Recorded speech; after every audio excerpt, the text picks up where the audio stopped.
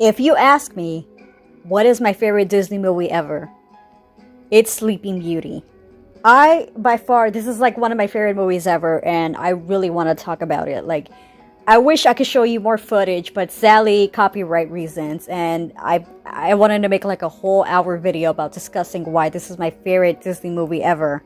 It's just like, they took 10 years just to make this movie, and I kind of understand why. It's because there's just so much detail in Sleeping Beauty. And I'm sure most of you were thinking, why a classic Disney movie is your favorite? Well, I'm about to explain to you why it's one of my favorite Disney movies ever. Like I said a second ago, the amount of detail that is put into this movie. If you pause this movie, it's like you're looking at a Renaissance painting or a Rococo painting. And for those that don't know what that is, it's just basically paintings like from the 17th century or the 18th century. You know, long forgotten paintings that don't really, people don't really make anymore because they don't have artistic value anymore. Because if you pause any frame from this movie, it's like you're looking at those paintings. For example, this right here, this frame, it's like it's a painting. It's just like, this is what I'm trying to tell you, that if you pause any frame from this movie, it's like you're looking at a painting. This frame right here could also be considered a painting. And that's what I did when I was watching the movie. I paused so many moments just to see if, like, it was just like, I was looking through a painting. The entire movie is just like artistically beautiful.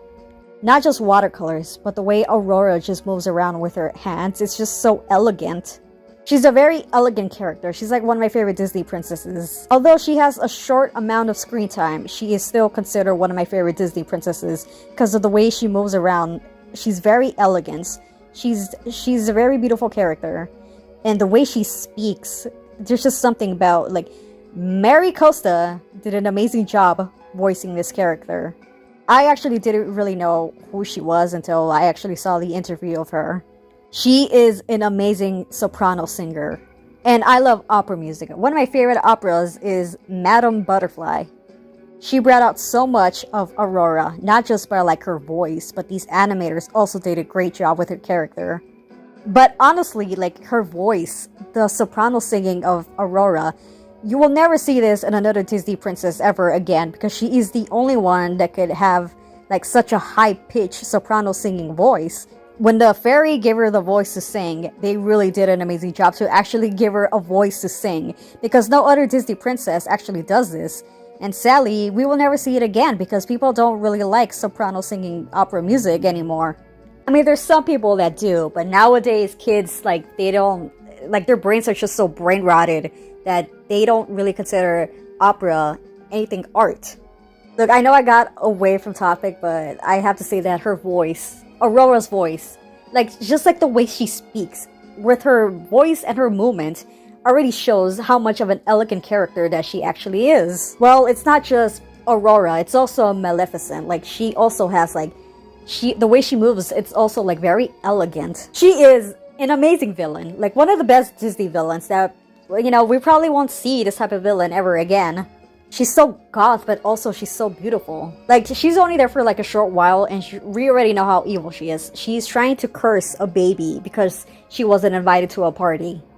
And the part where she turns into a dragon just to fight Prince Philip. That is like my favorite moment in the entire movie, is the fight between Philip and Maleficent.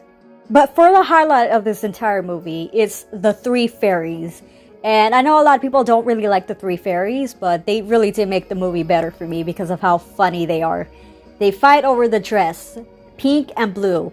And this is actually something that happened behind the scenes because somebody wanted the dress to be pink. Someone else wanted the dress to be blue. It's a funny little gag. I actually wanted the dress to be green. Like, this also happens in Kingdom Hearts. Yeah, this also happens in Kingdom Hearts, like when the three fairies are trying to decide which color they should put on Sora, and they're here deciding pink, blue, or green, and Sora's just like, hurry the fuck up, I don't have time for this. So I'm actually happy that they brought back that gag, because it's still funny. Okay, here is the best thing about Sleeping Beauty, is the use of music. Tchaikovsky music is one of my favorite composers ever. And I think that the classical music that they use fits so perfectly with the paintings and everything about this movie. Like, just every single fucking thing about this movie, just even like detail, everything, like it just fits. I don't know how to explain it, but Tchaikovsky music, it brings out so much to Sleeping Beauty. And although they only use like one musical piece, and that basically is Once Upon a Dream, it fits Aurora perfectly. But yes, the classical music that they use for Sleeping Beauty, it's just like, it just fits perfectly with like the paintings and the sketches and everything. Because this movie, it feels so fantasy. It feels like a very fantasy movie. It feels like you're inside the painting. It feels so unreal. But here's the best thing, is that it is real. This movie exists. This movie is like, not even a masterpiece, a magnum opus. But nobody really discusses about Sleeping Beauty is because of how, old it is. And a lot of people don't really like classic Disney movies. But I do. Like, I actually do. Like, sometimes I like it more than like the Renaissance era of Disney. I love classical music. I like looking at these old, Disney movies. There's just something more, like, I don't know, artistic and something more like fantasy-ish about it. The only problem with this movie for me is that how short it is. It's only an hour long. It wasn't even enough for me. Like, I wanted to see more about it.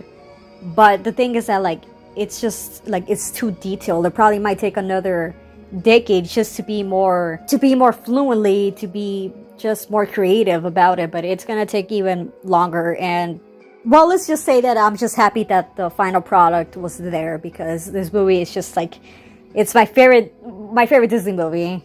Everything, because all these characters are actually interesting. Even Prince Philip and Aurora and the fairies and Maleficent were like the best parts of the movie.